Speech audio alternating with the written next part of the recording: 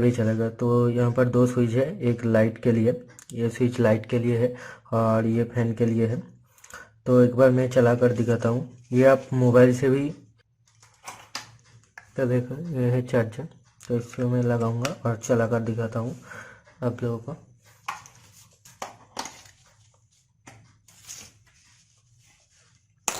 ये देखो चल रहा है, ये बहुत स्पीड है, आप देख पा रहे हो, बहुत साउंड कर रहा है। और ये स्विच ऑन करने से एलईडी जलेगा। ठीक है, ये ऑफ हो गया। ये देखो बहुत रोशनी दे रहा है।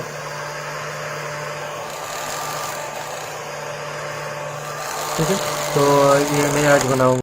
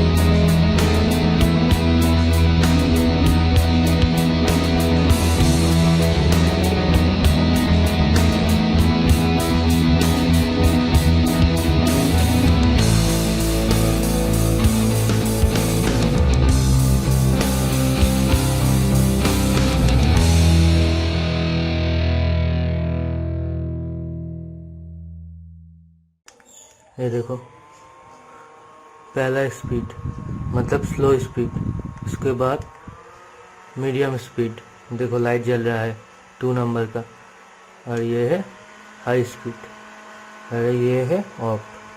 ठीक है, इसको एक बार और दबाने से ये ऑफ हो जाएगा। ये देखो ऑफ हो गया। और जो स्लो स्पीड में चल रहा है तो ये ऑफ का स्विच है, बटन है। ठीक है, ये एक बार दबाने से ये ऑफ हो जाएगा। ऑफ हो गया।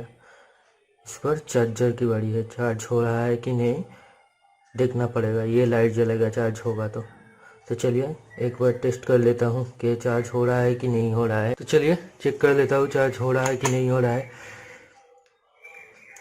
तो इधर लगेगा ये देखो चार्ज भी हो रहा है, लाइट जल रहा है, मतलब चार्ज हो रहा है। ठीक है, तो मैं निकल दिया, लाइट ऑफ हो गया, इसका मतलब चार्ज हो रहा है। तो फ्रेंड्स,